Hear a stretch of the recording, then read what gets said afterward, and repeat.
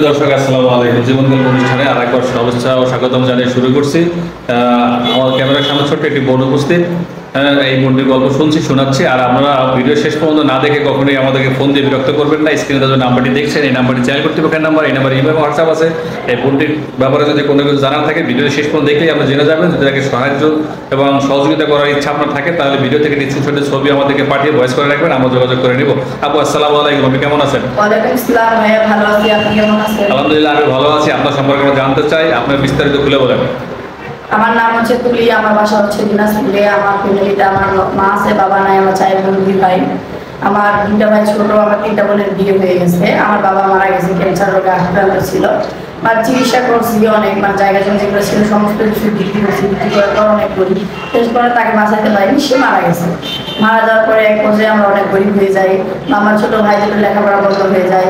আমার মা অসুস্থ, কাজ করতে পারে না। সে আমরা অনেক ইয়ে হয়ে গেছি। এই জন্য আপনার এখানে আসা, এক আপুর কাছে গেছিলাম। ওই আপু আপনার এখানে আসলে যে ভালো কিছু হবে, এই জন্য আসলাম। ওই আপনাকে বিয়ে হয়েছিল, বললো ওখানে যাও, একটা বিয়ে করো, নিজের সংসার সাজাও। সে তোমার সেরকম একটা স্বামী করবো যে তোমার ফ্যামিলিকে হেল্প করে। এই জন্য বলতেছি যে যে আমাকে বিয়ে করবে তাকে একটু ইয়ে করতে হবে, যে আমার ফ্যামিলিকে একটু হেল্প করতে হবে। আচ্ছা, আমি আপনার কথা বুঝতে পারছি। আপনার ফ্যামিলিতে যে 3 বোন আছে, 3 বোনের কি বিয়ে হয়ে গেছে? আপনার বড় 3 বোনের? যে 3 বোনের বিয়ে হয়ে গেছে। সেই 3 দুলাভাইও ইচ্ছা করলে আপনাকে বিয়ে দিতে পারতো?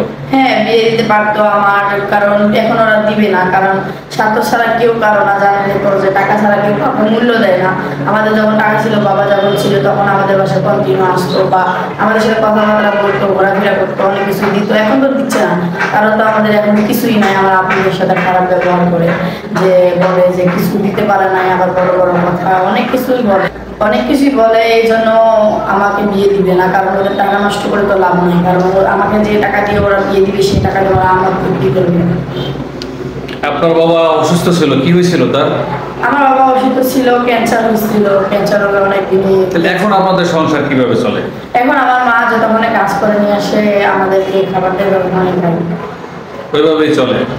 আপনাকে বিয়ে করলে কি আপনার মাকে দেখতে হবে, ভাইকে দেখতে হবে? হ্যাঁ, আমার যেহেতু আমার ছোট 2টা ভাই আছে, আমার ভাই 2টা বড় হওয়া পর্যন্ত একটু সাহায্য করতাম। এটা কি বাধ্যতামূলক না এমনি নেই বললেন? যদি কেউ বলে যে না আমি শুধু তোমাকে বিয়ে করতে চাই, তাদেরকে দেখতে পারবো না, সেক্ষেত্রে? না, ওইটা বলতে তো হবে না, কারণ আমার বাবা মা যদি আমি নাই দেখি, আমার নিজের স্বার্থ দেখলে তো হবে না। কারণ আমার মা অসুস্থ, আমার ছোট 2টা ভাই, ওদেরকে রেখে আমি সুখে থাকতে পারি না। ওদেরকে রেখে আপনি সুখে থাকতে পারবেন না, এটা নিজের মানসিকতা থেকে, দায়বদ্ধতা থেকে বলতেছেন? জি। আচ্ছা, এই যে আপনি বললেন যে আমি আমার বয়সের তুলনায় একটু বেশি বয়স্ক মানুষ বিয়ে করবে, এর কারণ কি?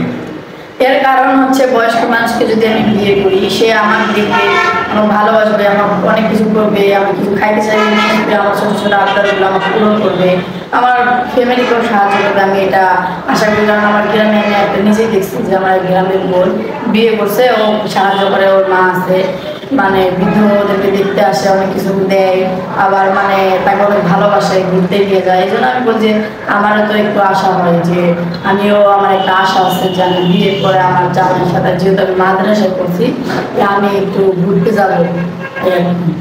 আচ্ছা আচ্ছা, দর্শক ওর মনের ব্যথা বা যন্ত্রণা, যে আঘাত, সে কষ্ট থেকে ওইখানে আসছে, সেটা আপনাকে খুলে বলেছে। তো এখন আপনার মোবাইল নাম্বারটা বলে দেন, লোকজন আপনার সাথে যোগাযোগ করবে। সরি ভাই, আমার তো নাম্বার নাই, কারণ বাবা যখন ছিল তখন ফোন ছিল, এখন ফোন নাই, এখন খাইতেই পারি না, আর ফোন কোথা থেকে বলবো, কারণ সব কিছুতেই প্রবলেম। দর্শক স্ক্রিনে দেওয়া নাম্বারে চ্যানেল কর্তৃপক্ষের নাম্বার, এই নাম্বারে আপনারা যোগাযোগ করে নেবেন, আমরা আপনার সাথে যোগাযোগ করে নেবো। সবাই ভালো থাকবেন, আল্লাহ হাফেজ।